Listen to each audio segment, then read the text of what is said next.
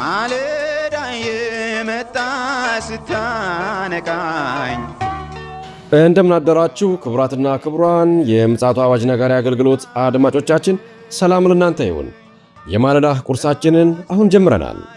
አዘጋጅ እና አቅራቢ ፓስተር አለማየሁ ነሞ።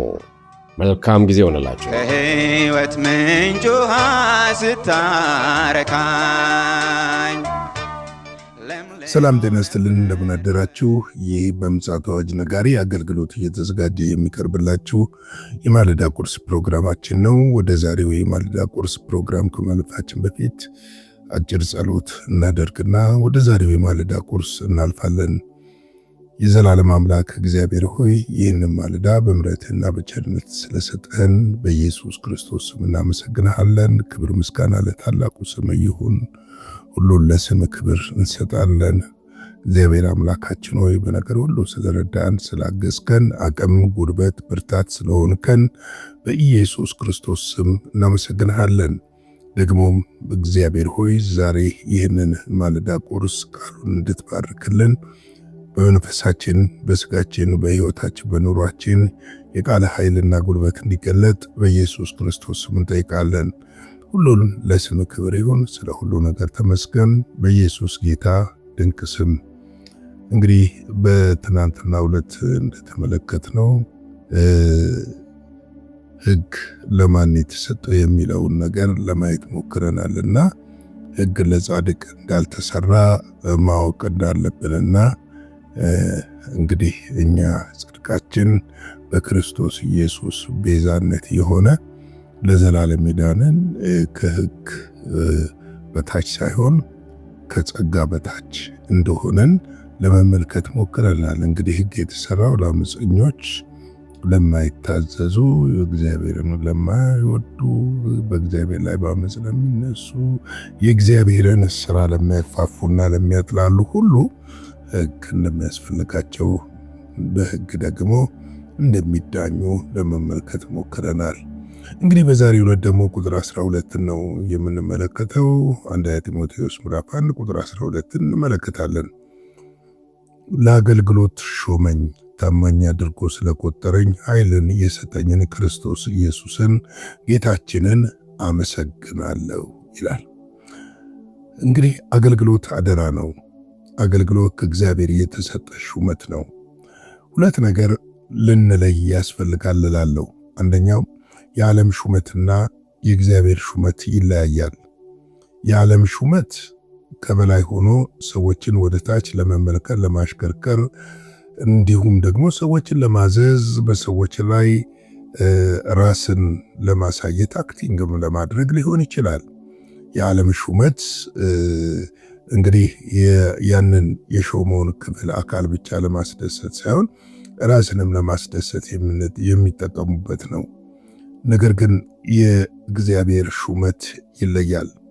የእግዚአብሔር ሹመት ጌታ ኢየሱስ ክርስቶስ በወንጌል ላይ እንዳመለከተን በመጨረሻው ሰዓት ዝቅ ብሎ እግር እንዳጠበና እናንተ መምህርና ጌታ ትሉኛላችሁ፣ እኔ ግን እንዲህ ነኝ፣ ይህንን እርስ በራሳችሁ አድርጉ እንዳለን የእግዚአብሔር የአገልግሎት ሹመት ዝቅ ብለን ሌሎችን ከፍ የምናደርግበትና ዝቅ ብለን ሌሎችን የምናገለግልበት የተሰጠ ሹመት ነው። እንግዲህ ይህ አገልግሎት ሹመት ለነማን ነው የሚሰጠው ብለን ስንመለከት ታማኝ ለሆኑ አገልጋዮች ነው። ታማኝ የሆኑ አገልጋዮችን ደግሞ የሚያውቀው እርሱ ብቻ ነው። ታማኝ አድርጎ ስለቆጠረኝ ይላል። እንግዲህ አገልግሎቱ ኃላፊነትም ታማኝነትን የሚጠይቅና ለእግዚአብሔር ሥራ ራሳችንን አሳልፈን የምንሰጥበት፣ ራሳችንን ከእግዚአብሔር ጋር የምናገለግልበት የመንግስቱ ሰራተኞች እንደሆን ልንረዳ ያስፈልጋል። እንግዲህ ታማኝ አድርጎ ስለቆጠረኝ ኃይል የሰጠኝን ክርስቶስ ኢየሱስን ጌታችንን አመሰግናለሁ ይላል። አገልግሎቱ በስጋ አይደለም። አገልግሎቱ በስሜት የምንነዳው ሳይሆን በእግዚአብሔር መንፈስ ምሪት በተሰጠን ኃይልና ጸጋ የክርስቶስን መንግስት የምናገለግልበት ነው። ጳውሎስ ይህንን በፊልጵስዩስ 4:13 ላይ ሲናገር ኃይልን በሚሰጠኝ በክርስቶስ ሁሉን እችላለሁ ይላል። አገልግሎት ሁልጊዜም ፈተናም ተግዳሮትም ያለበት ስለሆነ ምክንያቱም የምናገለግለው የጨለማው ዓለም ባለበት በዚህ ምድር ላይ ስለሆነ በዚህ ምድር ላይ ስናገለግል ደግሞ ፈተናዎችና መከራዎች የተለያዩ ነገሮች ስላሉ ያንን አሸንፈን የምንወጣበትን የእግዚአብሔር ኃይል ደግሞ ከአገልግሎቱ ጋር ተሰጥቶናል። ተመልከቱ ሐዋርያት ሥራ ምዕራፍ ላይ ስንመለከት ጌታ ኢየሱስ ክርስቶስ ከዛ በፊት ኃይል ሉቃስ ላይም ይናገራል። ኃይልን ሳትቀበሉ ከኢየሩሳሌም አትውጡ ነው ያላቸው። ለምንድነው ከኢየሩሳሌም ኃይልን ሳይቀበሉ የማይወጡት? ይህንን ስንመለከት የእግዚአብሔርን አገልግሎት ያለ እግዚአብሔር ኃይልና ጸጋ ማገልገል ስለማይቻል ነው። አገልግሎት የምናገለግለው በእግዚአብሔር ኃይልና በተሰጠን ጸጋ እንደሆነ ልንረዳ ያስፈልጋል። ለዚህ ነው እነዛ ጌታ ኢየሱስ ክርስቶስ ካረገ በኋላ በአንድ ቤት ውስጥ ተደብቀው ማለት ይቻላል ወይም በሩን ዘግተው ሲጸልዩ ሳለ መንፈስ ቅዱስ ከወረደባቸው በኋላ በሩን በርግደው በመውጣት ክርስቶስን በሰቀሉት ሰዎች ፊት እናንተ የሰቀላችሁትን ብለው መናገር የቻሉትና መመስከር የቻሉት ያንን ኃይል ስለተቀበሉ እንደሆነ ልናውቅ ያስፈልጋል። እንግዲህ አገልግሎት የከበረ ጉዳይ ነው። አገልግሎት ቀላል አይደለም። ስለ አገልግሎት ኤፌሶን ላይ ሲነግረን ኤፌሶን ምዕራፍ 12 እና ምዕራፍ 4 12 እና 13 ላይ ሁላችን የእግዚአብሔር ልጅ በማመንና በማወቅ ወደሚገኘው አንድነት ሙሉ ሰው ወደሚሆነው የክርስቶስም ሙላት ወደሚሆነው ወደ ሙላቱ ልክ እስክንደርስ ቅዱስ አገልግሎትን ለመሰራትና ለክርስቶስ አካል ሕንጻ ፍጹማን የሆኑ ዘንድ ነው ይላል። እንግዲህ አገልግሎት ሌሎችን ማነጽ ነው። ወደ ክርስቶስ ኢየሱስ ሙላት ለመድረስ እኛም እየተገለገልን ሌላዎችን ደግሞ በማገለገል ወደ ክርስቶስ ኢየሱስ ሙላት የምንወስድበት ኃላፊነት ነው። ዛሬ ያለን አገልጋዮች ይህንን እያደረግን ይሆን? ይህንን እንድናደርግ እግዚአብሔር ይርዳን እላለሁ። እንግዲህ አገልግሎት ለሌሎች ራሳችንን የምናሳይበት ሌሎች ለእኛ እንዲያጨበጭቡና እንዲያፏጩልን የተሰጠን ሳይሆን ስለ ሌሎች ራሳችንን አሳልፈን በመስጠት ክርስቶስ ራሱን አሳልፎን እንደሰጠን ማለቴ ነው። አሳልፈን በመስጠት ለሌሎች የምንኖረው ሕይወት ነው አገልግሎት። ፊልጵስዩስ 2:17 ላይ ነገር ግን በእምነታችሁ መስዋዕትና አገልግሎት ተጨምሬ ሕይወት እንኳን ቢፈስ ደስ ባለ ብሎኛል፣ ከሁላችሁ ጋር አብሬ ደስ ብሎኛል ይላል። አገልግሎት ሕይወትን ይጠይቃል። አገልግሎት ዋጋ መክፈልን ይጠይቃል። ጥሩ ነው። እግዚአብሔር ይመስገን ስለምትነዱት መኪና፣ ስላለን መኪኖች፣ ስለ ሁሉም ነገር እግዚአብሔር ይመስገን። ነገር ግን አገልግሎት ውብ እና ዘመናዊ መኪና እያሽከረከሩ በከተማዎቹ ታላላቅ ሆቴሎች ተሰባስቦ ስለ ሌሎች ወይም ስለ ሌላ ነገር ማሰብና ማውራት አይደለም። አገልግሎት ከኛ አልፎ እንደ ወንዝ ወደ ሌሎች የሚፈስ ነው። በሌላ ጊዜ ይህንን ርዕስ እመጣበታለሁ።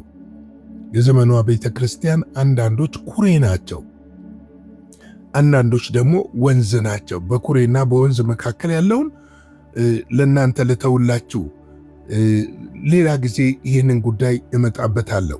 ስለዚህ አገልግሎት ለሌሎች የምንቆረስበትና ለሌሎች የምንደርስበት ነው። ጌታ ታማኝ አድርጎ ለሰጠን አገልግሎት፣ ታማኝ አድርጎ ለሰጠን ተልእኮ፣ ታማኝ አድርጎ ለሰጠን ራእይ፣ ለዛ ነገር የምንኖረው ሕይወት ማለት ነው። ፊልጵስዩስ 2:30 ላይ ይላል በእኔ ዘንድ ካላችሁ አገልግሎት እናንተ ስለሌላችሁ የጎደለኝን እንድፈጽም በነፍስ ተወራርዶ ከጌታ ሥራ የተነሳ እስከ ሞት ቀርቧልና ይላል። እንግዲህ አገልግሎት ራሳችንን ለሌሎች አሳልፈን በነፍስ ተወራርደን ስለ ሌሎች ራሳችንን በመስጠት የተከበረውንና የጌታችንን ፍጹማዊ የሆነው የወንጌል ተልእኮን የምንፈጽምበት ነው አገልግሎት እንጂ አገልግሎት ለታይታ ራሳችንን የምናሳይበት አይደለም። በሁለተኛ ጢሞቴዎስ 4:5 ላይ አንተ ግን ነገርን ሁሉ በልክ አድርግ፣ መከራን ተቀበል፣ የወንጌል ሰባኪነትህን ሥራ አድርግ፣ አገልግሎትህን ምን አድርግ? ፈጽም ይለዋል። አገልግሎትህን ፈጽም፣ የወንጌል ሰባኪነትን ሥራ አድርግ ብሎ ይናገረዋል። አገልግሎት በኃይል ቢሆንም በጸጋ ቢሆንም በመንፈስ ቅዱስ ምሪት ቢሆንም ነገር ግን አገልግሎት ደግሞ ዋጋ ይጠይቃል። አልጋ በአልጋ ሆኖ ወንጌል እኛ ጋር አልደረሰም። የሐዋርያትን ባዮግራፊ ሄዳችሁ ስትመለከቱ አንዳንዶች ተዘግዝቀው ተሰቅለዋል፣ አንዳንዶች በመጋዝ ተሰንጥቀው ሞተዋል፣ አንዳንዶች በዘይት ተጠብሰዋል። ለምን?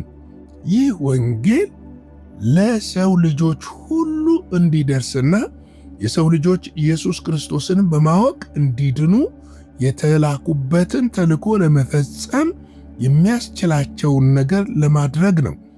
አንድ ነገር ልጨምርና አንድ ጥቅስ ልጨምርና የዛሬውን መልእክቴን ልግታ። ቲቶ 2:3 ላይ እንዲሁም አሮጊቶች ሴቶች አካሄዳቸው ለቅዱስ አገልግሎት የሚገባ የማያሙ፣ ለብዙ ወይን ጠጅ የማይገዙ፣ በጎ የሆነውን ነገር የሚያስተምሩ ይሁኑ። እንግዲህ አገልግሎታችን በተለያዩ ነገሮች ሊያዝ አይገባም። በተለይ አሁን የኢትዮጵያ ቤተ ክርስቲያን በብዙ ነገር እየተጠቃች ትገኛለች። በተለይም በመጠጥ የማይገባ ነገር በማስተማር የማይገባ ነገር በመናገር እየተጠቃች ትገኛለች። ነገር ግን በጎ የሆነውን ነገር የሚያስተምሩ ሊሆኑ ይገባል ብሎ ነው መጽሐፍ የሚያስተምረን። ስለዚህ የተሰጠንን አገልግሎት የእግዚአብሔርን አገልግሎት ከእግዚአብሔር የተቀበልነውን ታማኝ አድርጎ ለቆጠረን ለሾመን ለእርሱ ደግሞ በዘመናችን ሁሉ ታማኞች ሆነን ልንገኝ ይገባል እላለሁ። እንግዲህ የዛሬ የማለዳ ቁርሴን በዚህ ላይ ገታለሁ። አጭር ጸሎት እንጸልይ። የዘላለም አምላክ እግዚአብሔር ሆይ ይህንን ማለዳ ስለሰጠን ተባረክ። በዚህ ማለዳ ስለተደረገልን ምሕረት፣ ቸርነት፣ በጎነት፣ መልካምነት ሁሉ ክብር ላንተ ይሁን። ቃልህ በሕይወታችን እንዲፈጸም በጸጋና በመንፈስህ ኃይል እንድታግዘን እንድደግፈንና በዚህ ዘመን ውስጥ ጉልበትና አቅም ብርታት እንድትሆነን በኢየሱስ ክርስቶስ ስም እጠይቅሃለሁ። ሁሉን ላንተ አሳልፈን ሰጠን። ከክፉ ሁሉ ጠብቀን። ይህንን ቀን ባርክልን፣ በደምህ ሸፍነን። በኢየሱስ ጌታ ድንቅ ስም አሜን።